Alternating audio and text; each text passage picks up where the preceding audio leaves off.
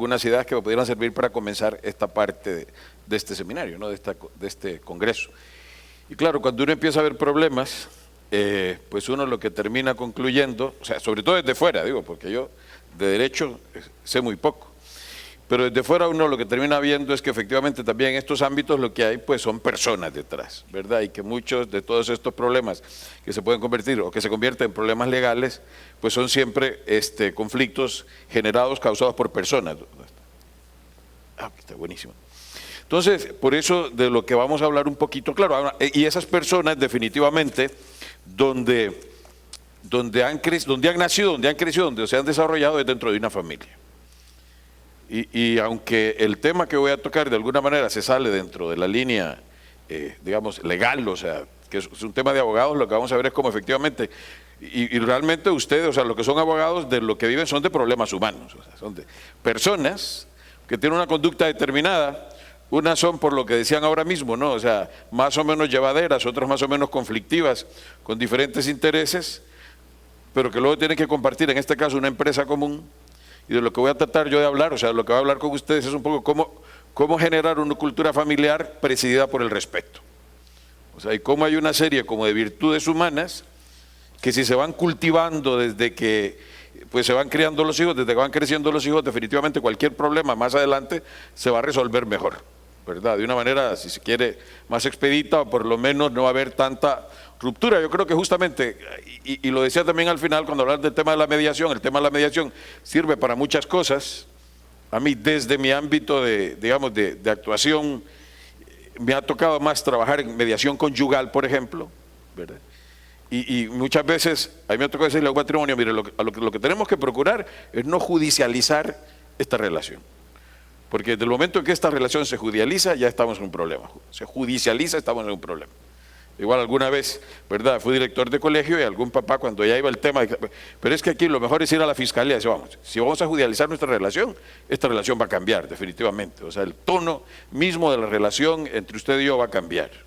Igual le digo no a los cónyuges, o sea, entre ustedes, si ya quieren que intervenga un tema legal, un abogado, pues definitivamente esta cosa más bien en vez de resolverse, se va a complicar cada vez más porque los términos de los que se va a partir o la base, ¿verdad?, para la solución del problema también va a haber cambiado.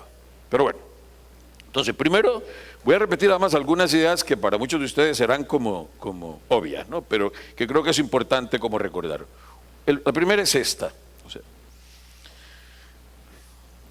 esas personas que conforman una empresa familiar, esas personas que luego pueden llegar a tener conflictos, ¿no?, a presentar bloqueos como de los que hablaba Pilar, definitivamente son personas que han crecido pues en un ámbito que es la familia, ¿verdad? O sea, la familia es el ámbito natural donde se adquieren los valores y además se define y enmarca la conducta humana.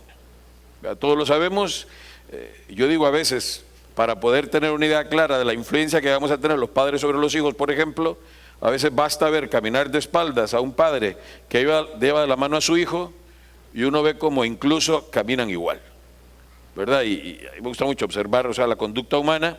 Y ayer justamente estaba hablando con un muchacho que conozco a su papá, ¿verdad?, de hace muchísimos años, y lo veía y la manera en que movía las manos y los gestos que hacía y el vocabulario que utilizaba para hablar en ese momento conmigo, dije yo, o sea, es increíble, o sea, realmente, pero aquí está clarísimo, ¿verdad?, la manera de hablar, el vocabulario, los gestos, la manera de mover las manos del papá de este cipote que conozco, ¿verdad?, desde que estaba muy chiquito. Entonces vamos a ver que eso pues no lo podemos negar, ¿no? Entonces se van como definiendo. Primero vamos a ver si quieren unos valores, vamos a hablar de algunas de las cosas que conviene que queden bien claras además y que los padres procuremos ir como sembrando en los hijos para que vayan fructificando más adelante, para que efectivamente sean personas. Sobre todo creo que uno de los objetivos que tenemos que tener los padres en este momento histórico es procurar que nuestros hijos sean capaces de convivir con los demás de manera armónica, ¿verdad? Que de alguna manera se le dé la importancia que tiene en la sociedad, por ejemplo, a la tolerancia y al respeto. Lo que pasa es que eso donde se empieza a vivir es en la familia, ¿verdad? Porque, o sea, la familia, ¿por qué es el ámbito natural donde uno adquiere valores? Porque es el ámbito como más íntimo que existe en la sociedad, donde uno realmente saca lo mejor y lo peor de uno, ¿verdad que es cierto? ¿Verdad? Porque si bien es cierto, salen muchas veces las virtudes que uno tiene, pero también salen los defectos y los vicios que uno va adquiriendo a lo largo de la vida. y ahí es donde uno realmente se muestra tal cual es, ¿verdad? Y entonces, y además, ya voy a decir más adelante, hay como 3 elementos que no hay que perder de vista que la familia tiene, que no tiene ninguna otra entidad social y que por lo tanto lo que se hace en la familia influye muchísimo en la conducta de la persona, ¿verdad? Y por ejemplo, lo primero, ya lo he dicho, es el tema de la intimidad. En la familia se vive un ambiente de intimidad que permite que uno se muestre tal cual es. Bueno, ahí uno no tiene que usar máscaras, uno sale a la calle y desde que se baña ya es porque está empezando como a poner una máscara, ¿no? O sea, se baña y se arregla, ¿verdad? Y sale a la calle, definitivamente. Yo que digo, usualmente uno a la calle lo que saca es el producto de exportación. El producto de exportación, ¿verdad? Que sale a la calle y luego pues ya cuando uno vuelve a la casa, a veces yo lo primero que hago, cuando voy a mi casa es sacarme la camisa, para sentirme más cómodo, ¿no? Y entonces aquí está el producto de consumo interno. Este es el producto de consumo interno. Vamos a ver, y ahí es donde realmente, entonces claro, esa intimidad al sacar yo mi producto de consumo interno, da la oportunidad, en primer lugar, a los padres de que vayan viendo cuáles son mis posibles futuros defectos, sobre todo cuando estoy muy pequeñito, ¿verdad? O cuáles son también las cualidades que yo puedo desarrollar para tratar de neutralizar unas y potenciar las otras, porque ahí uno está ya al natural. Primero porque también, o sea, es el lugar donde a uno lo aceptan incondicionalmente. O sea, en el mundo del trabajo, por ejemplo, a uno lo valoran por lo que uno produce. Y si uno ya no produce como producía, ya no lo valoran igual, ¿no? Y en la vida social, yo estoy convencidísimo que a uno lo valoran por el placer que uno causa, ¿verdad? Y por eso uno va a una fiesta y uno pues lo valoran si uno empieza el baile y si uno cuenta chistes, si uno tiene una plática agradable. Pero si uno va, por ejemplo, con una profunda depresión, ¿verdad?, a una fiesta y quiere ponerse a llorar, pues todo el mundo va a salir huyendo, porque yo he venido a divertirme y no a oír los lamentos de una persona. Por eso la gente tiende a huir de la gente que se queja, por ejemplo, ¿no? Está quejándose y quejándose, y a la gente le empieza a ver así de rojo y dice, no, mejor me la alejo porque a lo mejor me trae mala suerte, ¿no? La otra cosa es un tema de ejemplaridad constante, es decir, ordinariamente uno tiene un padre y una madre con la que convive el periodo más importante de formación de la personalidad, que es antes de los 12 años, más o menos. Entonces, ese ejemplo del padre y de la madre influyen muchísimo en la conformación de la personalidad. Uno, claro que sigue cambiando y puede seguir cambiando y uno sigue recibiendo otras influencias, pero como lo básico se siembra antes de los 12 años.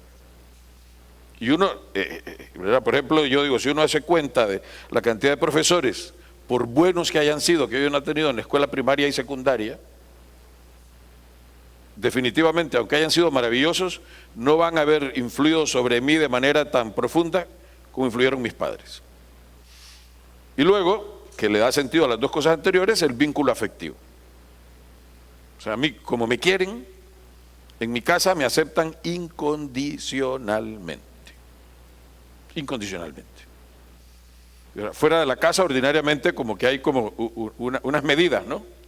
¿Verdad? Tanto en el mundo del trabajo como en la vida social, dice, bueno, este lo admitimos en este ambiente porque tiene tales y tales características, pero este lo marginamos porque realmente no satisface nuestros parámetros. Y eso en la vida social incluso, ¿no? ¿Verdad? Como que uno va escogiendo a la gente con la que uno quiere relacionarse y a quien uno quiere o puede invitar a su casa, ¿no? En la casa no, o sea, en la familia no, en la familia, o sea, nos quieren porque somos hijos, no, porque somos hermanos.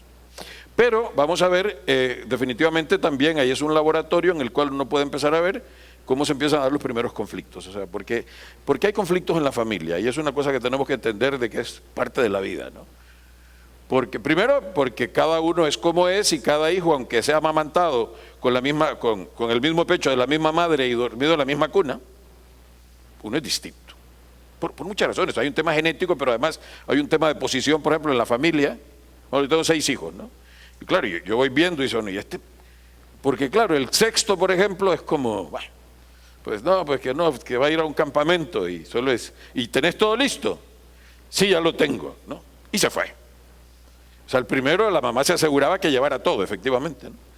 ¿Verdad? Es como decía, pues si al primero, si tosía una vez, estaba el pediatra media hora después, ¿no? Y el sexto le decía, mira, usualmente esas toses en 3 días se quitan y ya no pasa nada, ¿verdad? Y efectivamente se le quitaban los 3 días y ya estuvo. O sea, y así además nos ahorramos el dinero que le podía haber pagado al doctor. Eso pasa. Entonces, eso también va a definir la manera de ser del hijo.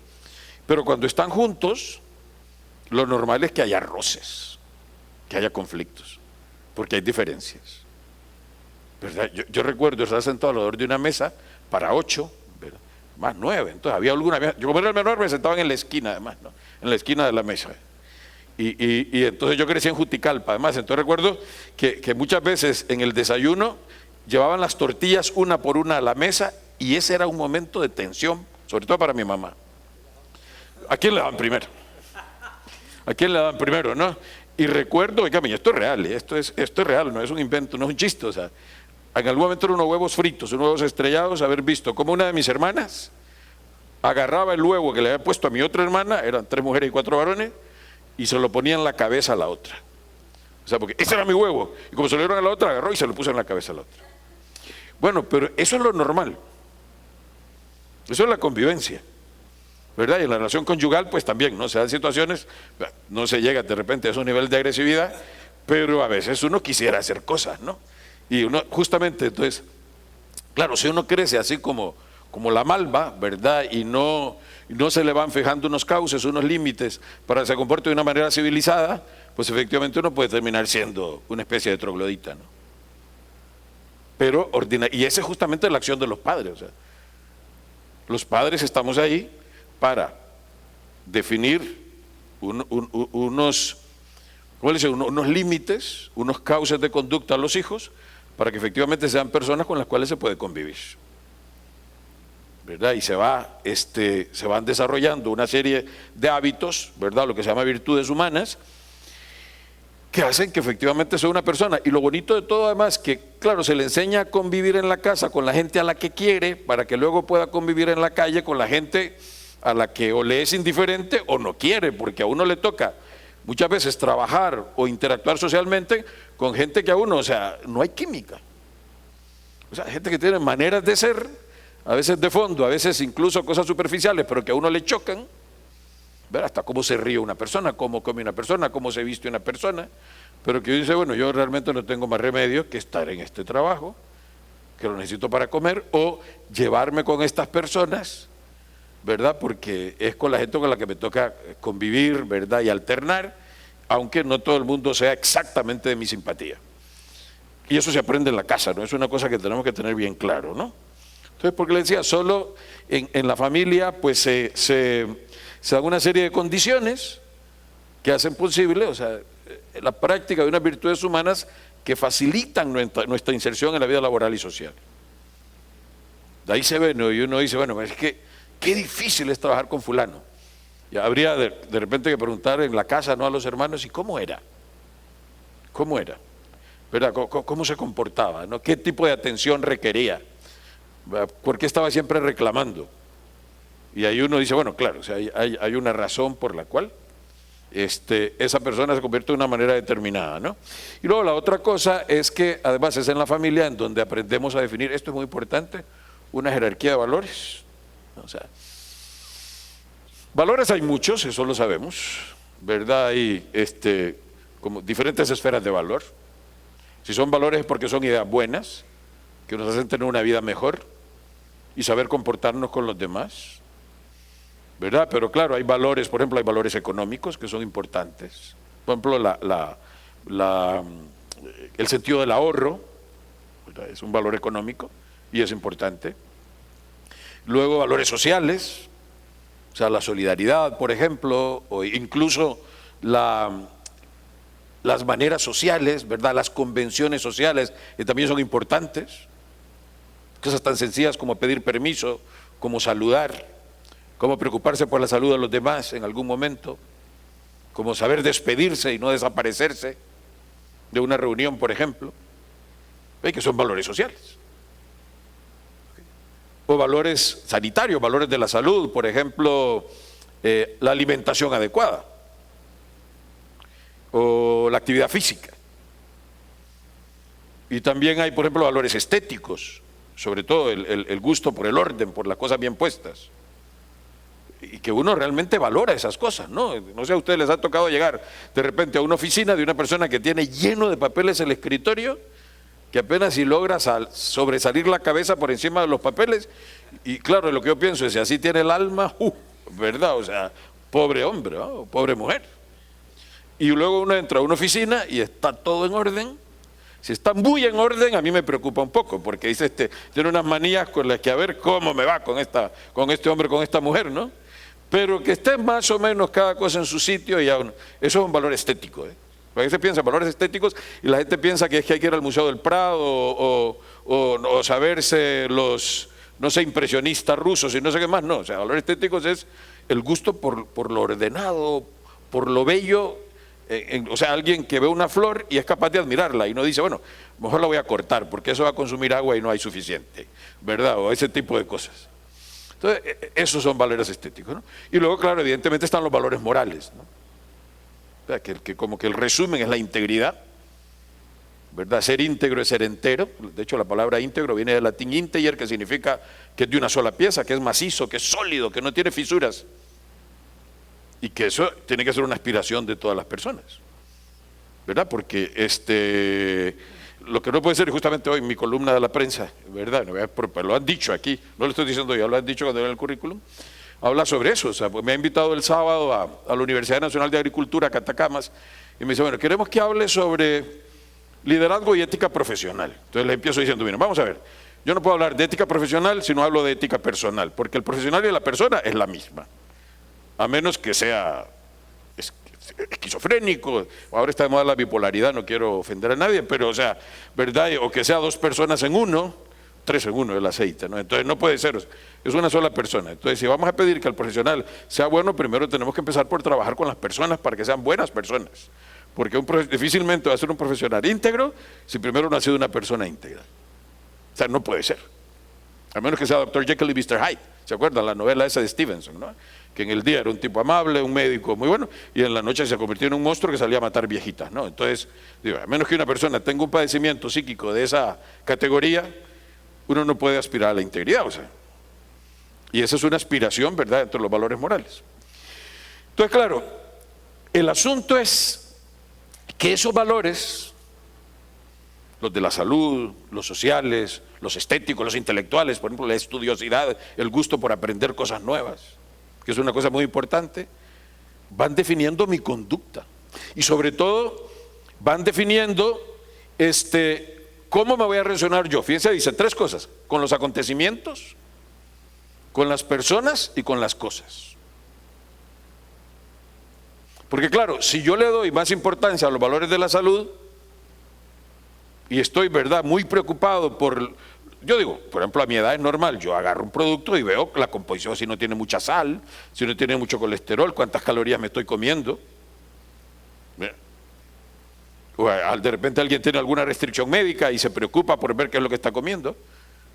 Eso es normal, pero luego hay gente, yo recuerdo hace muchos años, yo fui director de un colegio y una vez para un día del niño, pues tenía niño y les comprábamos hamburguesa y Coca-Cola. Ahora ya no se podría, ¿no? Porque ahora las alergias y no sé qué. El otro día me contaba una mamá de preescolar, justamente, el día del niño, vamos a ver unas donas, y una mamá dice, sí, pero asegúrense que sea de harina no sé qué cosa, y que la dulce no le produzca alergia, y fulano mejor que no vaya porque es no sé qué más, y al final mejor no llevemos nada, porque francamente que cada quien lleve lo suyo, porque va a ser que envenenemos a alguno y nos echan la culpa, ¿no? Y entonces eso pasa. Una de mis hijas era un churro y se puso rojo y estaba perdiendo la respiración y no sé qué más. Entonces, para no correr riesgo, mejor que no le lleven nada, ¿no? Entonces, ¿qué pasa? Entonces luego vamos a encontrar una persona que para él lo más importante es estar sano y se echa 3 o 4 horas de gimnasio y tiene un espejo grande en el cuarto, ¿verdad?, para verse los bíceps y los tríceps. Yo la última vez que quise hacerle así me dio un calambre. Sí, es real, ¿eh? Entonces, o luego habrá gente que realmente lo que más le importa son los valores económicos y que no gasta ni en lo que debería, ¿verdad? Y que le duele, o sea, cuando se deshace de algo. ¿Se acuerdan? Aquella película, ¿no? ¿Cómo se llama? Una con Whoopi Goldberg, que ella va a regalarle un cheque a unas monjas.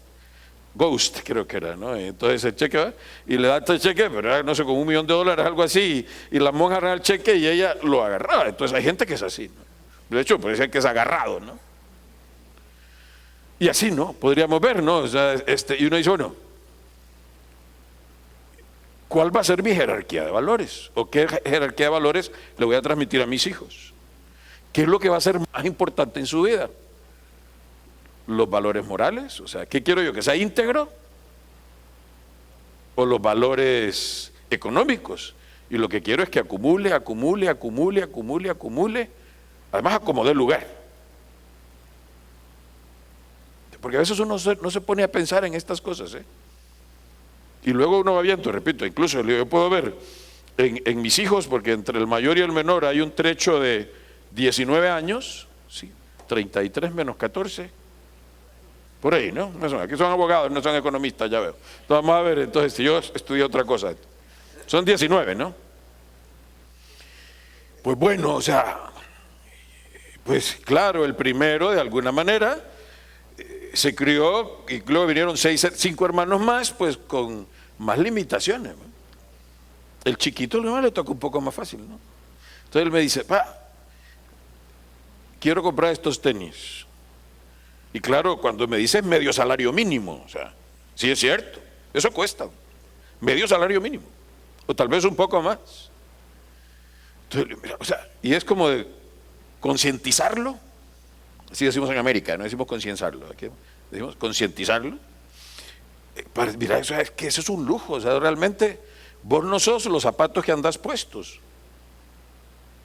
¿Ok? Y hacerle ver todo el tema del valor de la persona y no sé qué más y que esto y que lo otro, evidentemente se encae en el error de decirle que el otro no es importante, porque evidentemente uno también tiene que vestirse de acuerdo al lugar donde va, con la gente que va a estar, y además los seres humanos tenemos una dignidad que necesita que uno se comporte y se vista de una manera determinada. ¿De acuerdo? Pero ahí es donde realmente uno es padre dice, bueno, al final, por lo que yo hablo en la casa, por la manera como yo me comporto, mi hijo a la hora de poder construir una jerarquía de valores, ¿qué va a ser más importante para él? Okay. ¿Cómo se va a relacionar con las personas? ¿Cómo va a tratar? ¿Va? Porque luego la gente, o sea, uno va viendo cómo la crianza tiene que ver, cómo, no sé, ¿va? Una persona que de repente con su jefe es un gatito ronroneante y manso, y con los subordinados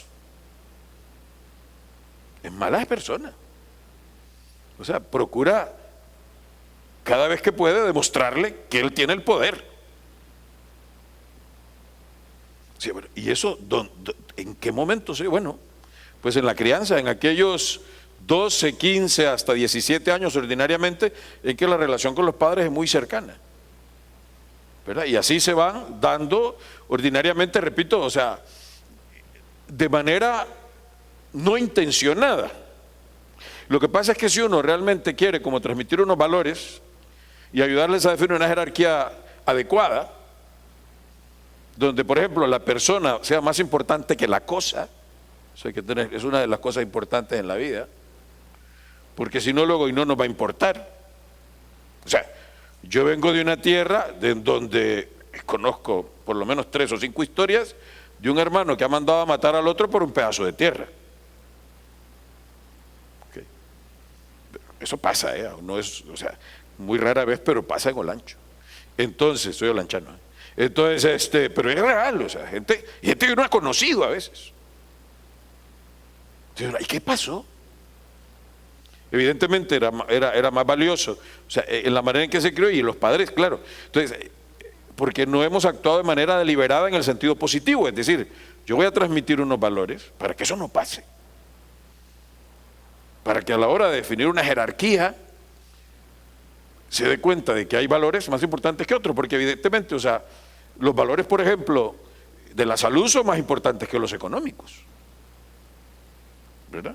¿Para qué quiero yo tener un montón de dinero en unos bancos si estoy en una cama, sin poder hacer nada?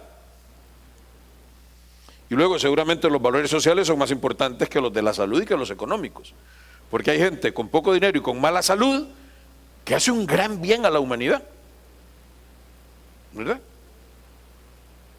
Y así no uno puede ir como, y por eso se llama escala, porque es, ¿verdad?, una jerarquía, una escalera, como unas gradas, ordinariamente aparecen en los libros, donde uno dice, bueno, y entre más arriba estoy, de alguna manera, hay un autor que dice que ya uno forma parte del reino ominal. ¿Okay?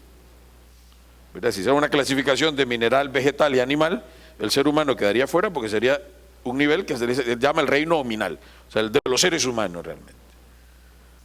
Porque le da más importancia a aquellas cosas que son realmente, que son propiamente humanas, ¿ok?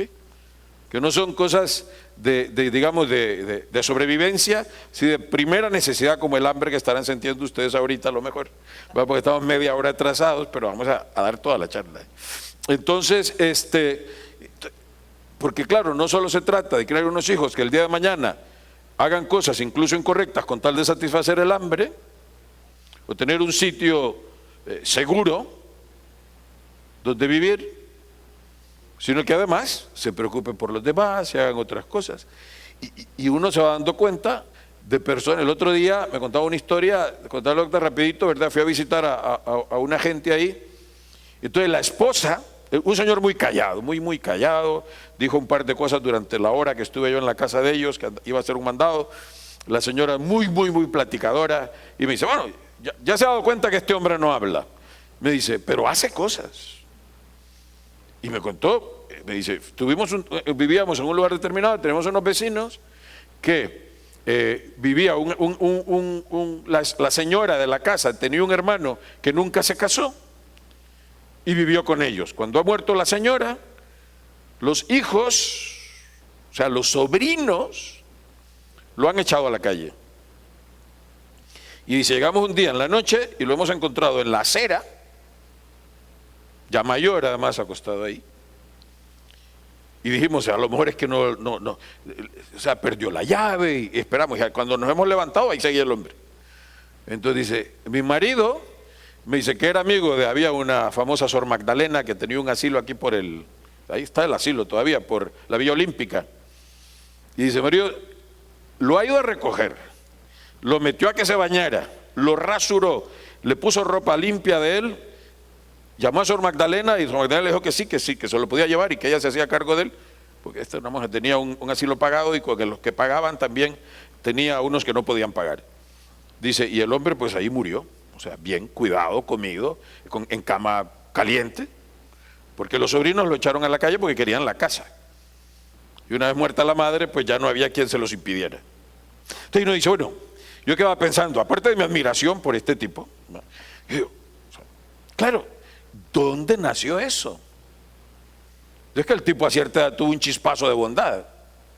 Seguramente había un hábito, ¿verdad? Desde muy jovencito, y estoy seguro que probablemente la mamá, que obviamente influye un poco más, o el papá, le fueron enseñando a respetar a las personas, que las personas valen por lo que son y no por lo que tienen, ¿verdad? Y que uno tiene que ser solidario y que si ve a alguien en necesidad es bueno socorrerlo. Lo demás es novela mía, pero digo, bueno, o sea, para que un tipo haga eso, ¿verdad? Un tipo profesional, médico, con no sé cuántas especialidades, pero obviamente muy claro. Entonces ahí es donde uno dice, bueno, ¿dónde se define eso? Es en la familia. Es en la familia. O sea, uno realmente va adquiriendo ahí un montón de cosas que luego a uno lo marcan el resto de la vida. ¿Verdad? Yo 100 veces he contado, cuando yo tenía como 6 años, recuerdo que le dije una vez a mi papá, a mi mamá que me diera dinero para comprar un lápiz, costaban 5 centavos en esa época, y me dijo, no, pasa por la oficina de tu papá. Mi papá fue funcionario de gobierno como 40 años en Juticalpa.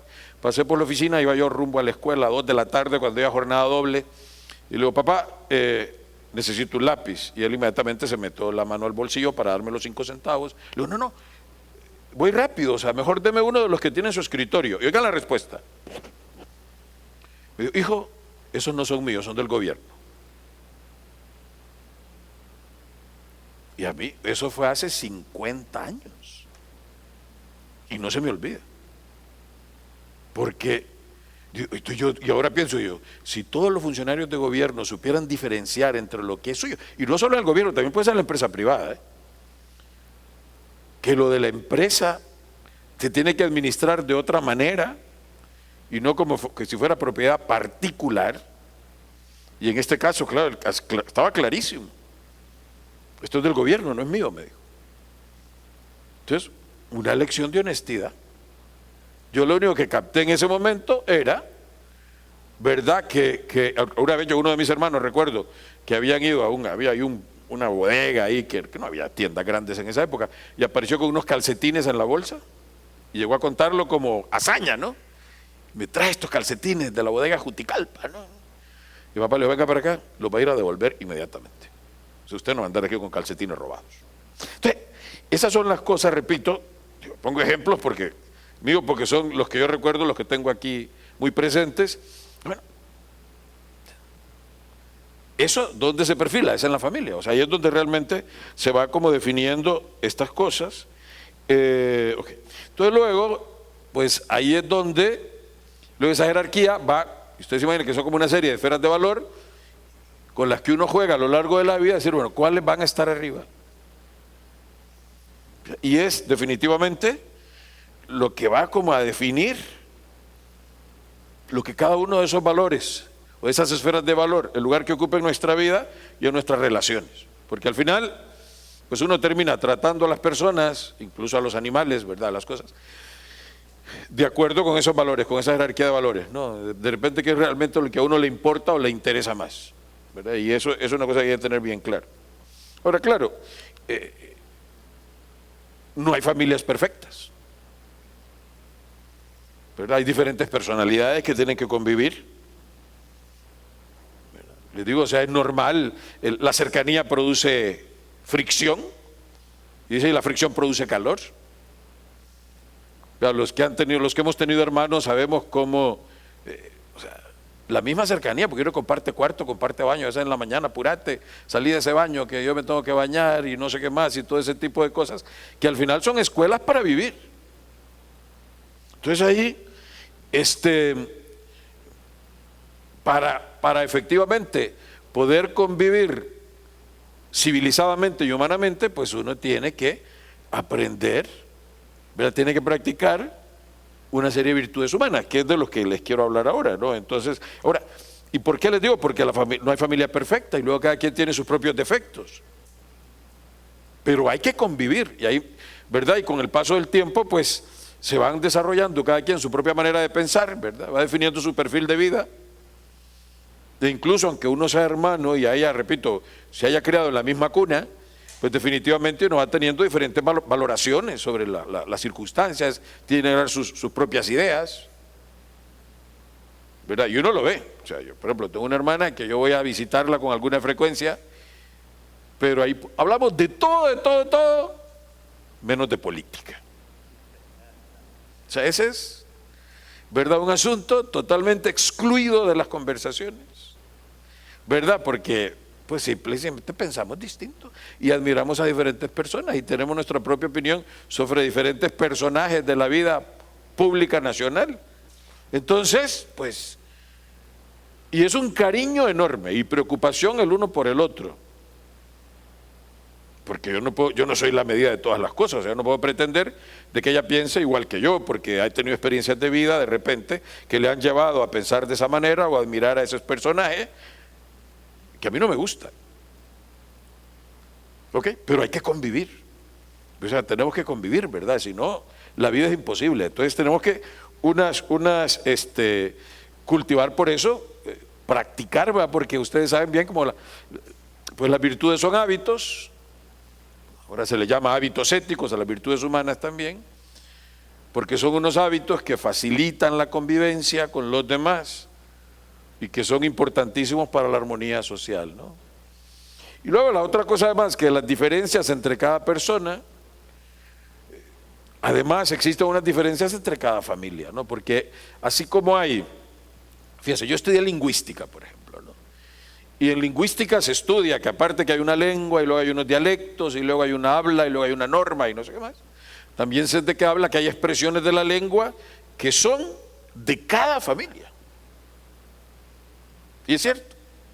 O sea, hay palabras que en una familia tienen un peso semántico que no tienen en otra, por experiencias, por chistes, por cosas que han pasado, ¿verdad? Pero son expresiones que varían, o sea que uno menciona, yo recuerdo en mi familia es donde nos juntamos los hermanos, y alguien dice una palabra que en algún momento alguien la pronunció mal o le dio otro significado, y bromeando le damos ese significado y nos reímos.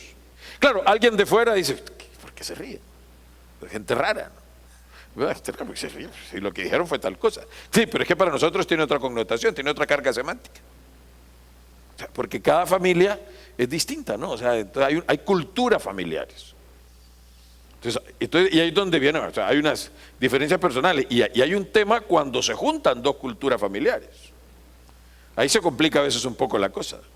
Hace unos días hablaba con una amiga que tiene una empresa familiar y entonces hoy íbamos en el carro y ella iba hablando con una de sus hermanas, ¿no? Y la vi que se estaba un poco molesta. Entonces ya cuando colgó me dice, family business. ¿Y qué pasó? Me dice, es que cuando los cuñados opinan, estaba hablando con su hermana y era un tema de negocios y había opinado el esposo de la hermana. Yo no sé por qué él tiene que opinar, dice. Si él no ha hecho nada, porque esto lo trabajaron mi papá y mi mamá, no él. Ya le dije que él no se meta. Pero bueno, yo no sé si no se va a meter, o sea, porque si es que duerme en la misma cama con su hermana y es su esposo. Y además tienen unos hijos que son los nietos de esos que hicieron la fortuna y que algo les tocará en algún momento y que no hay más remedio que llevarse bien con el cuñado. No sé, yo sé, me dice, pero es que fue una primera reacción, ya cuando ya hablemos ya voy a estar serena. Le digo, espero que sí. Le digo, porque tenía una cara usted como que iba a buscar a matar al pobre cuñado. Entonces, ven, porque claro, a veces se juntan, ¿verdad?, culturas familiares distintas, maneras de ver las cosas distintas, o a veces simple y sencillamente lo que tenemos son una familia que efectivamente tiene una empresa, una situación económica determinada, y luego confluye con otra familia que pues no tenía esos medios tampoco. ¿Me explico? Y entonces es complicado, y es una cosa que tenemos que entender, ¿no? Ahora, ¿qué habría que hacer? Como hay unas conductas que es importante que nosotros estemos como conscientes que hay que trabajar. Primero, para que haya una interacción de que facilite la convivencia del trabajo, definitivamente como que la virtud humana, ¿verdad?, que debe presidir esas relaciones es el respeto. ¿Verdad? Y una hija menor del respeto es la tolerancia, es decir, yo sé que vos pensás distinto que yo y te comportás de otra manera, pero igual yo te voy a respetar. O sea, yo no puedo imponerte mi manera de pensar ni mi manera de ser. Claro, no te puedo dar la razón, no te puedo decir que vos tenés la razón, porque si yo pienso de esta manera es porque pienso que no la tenés, pero no por eso vamos a hacernos la guerra, o a dejarnos de hablar, o a distanciarnos, o a alejarnos, o a ignorarnos. ¿De acuerdo? ¿Verdad? Y el asunto es que, claro, eso implica un ejercicio, es decir, o sea, lo que pasa es que para adquirir virtudes humanas hace falta lo que se llama entrenamiento ético, o sea, y es un entrenamiento como el que va al gimnasio, ¿no?, para que se vayan definiendo, ¿no?, el six-pack. Tiene que hacer un montón de ejercicios. Entonces, claro, para que uno vaya como teniendo una especie de segunda naturaleza que le permita reaccionar de una manera determinada ante determinados estímulos, hace falta que uno se ejercite. ¿Okay? Y además, en la familia la ventaja es que uno, como ya va conociendo a la otra persona, pues uno ya sabe qué hacer. Bueno, a veces yo tengo una hermana que, por ejemplo, es muy escrupulosa. O sea, yo la veo, ¿no? Vamos a un restaurante y ella espera que alguien entre al baño para meterse ella, porque no va a tocarla. Y le digo, mira, claro, la gente no se da cuenta, pero yo sí. Le digo, no cambias. Me dice, no, si cada vez estoy peor, pero es que no puedo evitarlo. Me dice, no puedo evitarlo, ¿verdad? Y cuesta, a veces voy a un lugar, el otro día fuimos a desayunar a un restaurante y le dice al muchacho, mire, yo quiero café con leche, pero tráigamelo separado. Y la leche ni caliente ni fría. Entonces, ya la trajo, ya la vi que hizo la cara, no se ve que la probó y dice, le dije que ni caliente ni fría. Y esto está más caliente de lo que debería. Pero mira, es que tendrías que estar vos en la cocina, calentándola a tu gusto. ¿Me explico?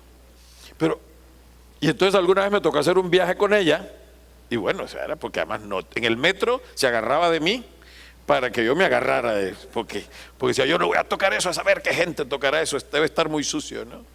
Y gradas eléctricas básicas se agarró de la faja porque no pone la mano a la grasa. Pero es mi hermana, ¿me explico? Y así cada quien tendrá sus manías, y entonces, y sus edades, y uno va cambiando con el paso de los años. Dice, bueno, o sea, pues hermano, yo con vos no vuelvo a salir nunca, ni te visito, ni te vuelvo a hablar, porque con esas manías que tenés, porque seguramente ella me diría, pues vos tenés otras, ¿me explico? ¿Verdad? Y me diría también seguramente una lista de manías que yo estoy seguro que tengo, ¿verdad? Y si no, pregúntenle a mi esposa. Entonces, y luego hay una serie de otras virtudes humanas, ¿verdad? Hemos usado indistintamente el concepto de valor y virtud, pero el valor es la idea, la virtud es la práctica, que son como el cortejo del respeto, ¿no? Primero es, ¿y por qué respeto yo? Primero porque tengo que reconocer la dignidad de la otra persona, ¿verdad? Aunque piense distinto, a veces, ¿verdad? Pues lo normal en las familias es que pues los mayores van envejeciendo, ¿verdad? Y entonces, y hay que cuidarlos como un tesoro, ¿no? Aunque resulten a veces incómodos, pero no olvidemos, esta persona es única, es irrepetible, es singular, no hay otra como ella, y por lo tanto merece consideración, merece respeto, y además es mi sangre, Incluso unas cosas que he visto que a mí no dejo de admirar a gente. Tengo unos buenos amigos, por ejemplo, que es una tía, se murieron todos los hermanos, quedó viva una tía de él, pero quien la cuida es la esposa de él, o sea que no tiene nada, es una tía política. Y él me dice, ayer justamente almorcé con él y me decía, mire Roger, yo cada vez quiero más a mi mujer y la admiro más, me dice, porque veo cómo trata a mi tía. Le compra zapatos, le compra ropa, la lleva a cortarse el pelo, porque la señora tiene 94 años y tiene problemas de movilidad, la lleva a misa, me dice, y le tiene una paciencia que yo no le tengo, aunque es mi tía, no es la de ella. Y entonces, y no tiene ningún interés, porque no es que le va a dejar herencia ni nada. Entonces, porque ya se repartieron la herencia hace tiempo, pero el tema es eso. Entonces, claro, esos son como casos de alguna manera extremos, si se quiere, pero en el día a día, uno tiene que tener como eso, bueno, es que esta persona piensa de esa manera, se comporta de esa manera porque ha tenido experiencias de vida que lo han hecho, que lo han llevado a comportarse y a hacer de esa manera. Y esa persona, aunque yo no piense igual que él y me comporte igual que él, definitivamente merece respeto, ¿no? Pero entonces hay una serie como de hábitos, ¿verdad? Que es importantísimo, por eso cultivar, para que este respeto sea posible y para que la convivencia sea armónica. Y ahí menciono algunos, ¿no? Todo el tema, se ha hablado mucho en los últimos 50 años, de la empatía, ese saber ponerse en el lugar del otro, cuidar la comunicación. Y ahí es todo un arte, ¿no? O sea, hablar en el momento adecuado, ser oportuno, en el tono adecuado. Ok, eso es un arte. Sin descalificar a la otra persona, sin decirle, ya sé lo que me vas a decir, así que mejor evitártelo. Okay. Que son a veces conductas, reacciones que tenemos que complican la convivencia con los demás, ¿verdad?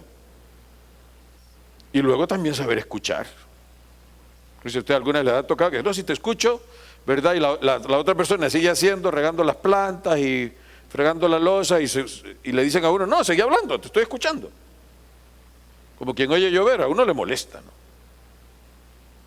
O sea, porque lo óptimo es que a uno lo escuchen y yo digo, hasta abrir la boca para escuchar mejor, o sea, y que lo vean a uno con ojos de comprensión, sin emitir juicios antes que uno termine de hablar.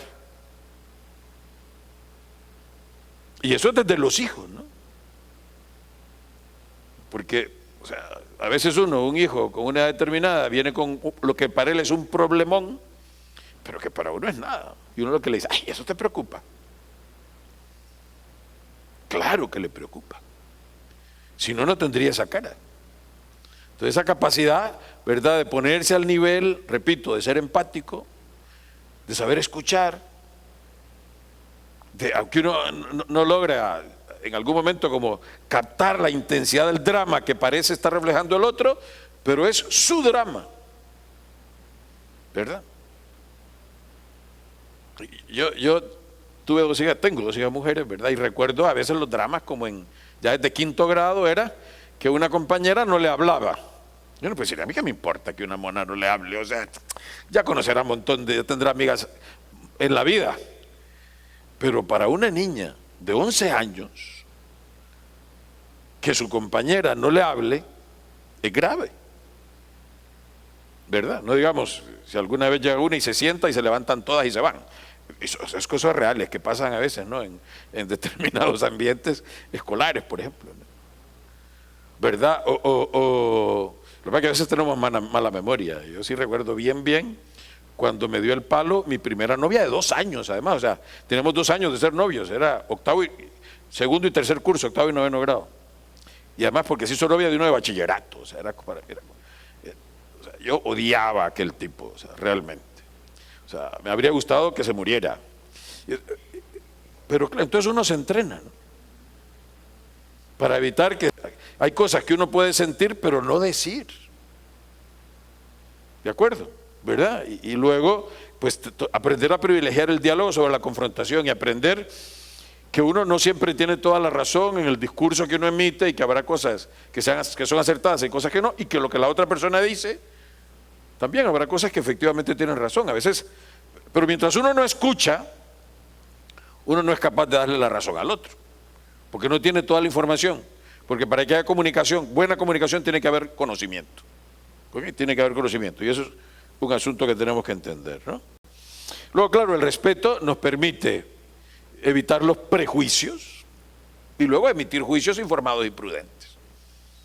O sea, porque mientras yo no conozca a fondo la realidad del otro, o le haya dejado hablar, no haya sido capaz de comunicarme lo que piensa, lo que siente, porque esa es otra cosa. O sea, a veces se nos olvida y pretendemos que nuestra relación va a ser como con robots, con autómatas, ¿no?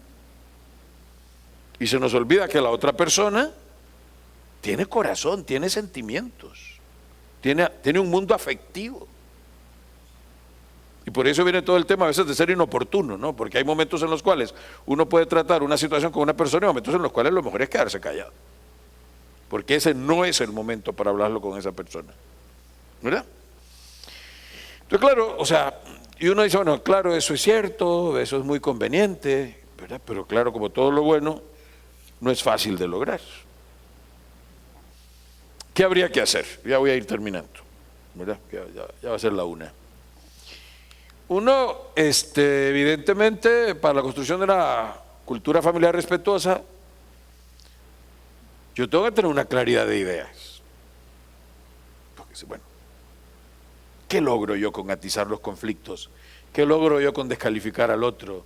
¿Qué logro yo con dejarle hablar a mi tío, o a mi primo, o a mi hermano, o a mi papá, o a mi mamá? ¿Por qué? Rectitud de intención, es decir, ¿por qué hago las cosas?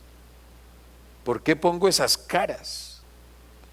¿Por qué evito a ese otro miembro de mi familia y no me gusta relacionarme con él? ¿Ok? Y luego, pues, le digo, alcanzar la integridad como estilo de vida, es decir, ¿verdad? Una persona íntegra es una persona que los demás ya saben qué esperar de él, ya sabe que no andan con cartas bajo la manga, que no se nos va a dar vuelta en lo parejo, como decimos en Honduras, sino que uno es una persona íntegra. Mira, es que ni le propongas eso porque ya sé que te va a decir que no. O sea, ni se te ocurre. Más bien, lo que vas a hacer es darle un disgusto. Porque, ¿verdad? Y pues uno sí se encuentra en la vida personalidades como poliédricas, ¿verdad? Tienen muchos ángulos, pero realmente con una persona así no se puede contar y es difícil de convivir. Entonces pueden ver, o sea que al final muchas de estas situaciones que terminan a veces judicializándose o que terminan generando conflictos entre la familia, perdiendo relaciones que deberían ser armónicas y que se pierden, tienen que ver porque pues no hay respeto, no hay un ejercicio de virtudes humanas que faciliten la convivencia, no hay diálogo, sobre todo no hay capacidad de escucha, o no hay un deseo sincero de conocer realmente lo que el otro piensa y, repito, y lo que el otro siente. Porque a veces nos podemos comportar, lo he leído ya en varios autores, podemos ser como un caballo suelto en una cristalería, ¿no? O sea, ir por ahí atropellando y sin que nos importen los sentimientos de los demás. Pues yo, como dice el meme, ¿no? Se tenía que decir y se dijo. Y que los demás queden como queden, a mí no me importa. O sea, con eso no se logra nada. Con eso no se logra nada. Digo, sí se logra, pero se logra romper las buenas relaciones, generar divisiones dentro de la familia, generar rencores, porque claro, unos más que otros no olvidamos algunas cosas. ¿De acuerdo? Y claro, luego eso va a tener un impacto en la empresa. Pero de eso han hablado ya los abogados antes que yo y seguramente en la tarde también. Muchísimas gracias, buenas tardes.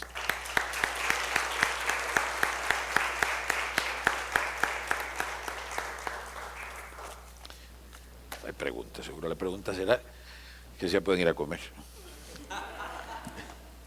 No sé si ahora pasa todo.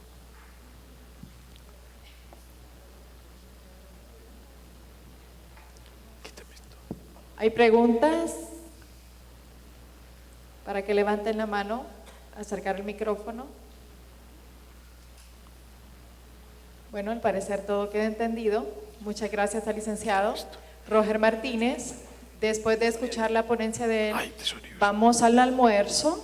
Vamos a tener 1 hora 15 minutos de almuerzo y luego retornamos para ser partícipes de la siguiente conferencia, el gobierno en la empresa familiar.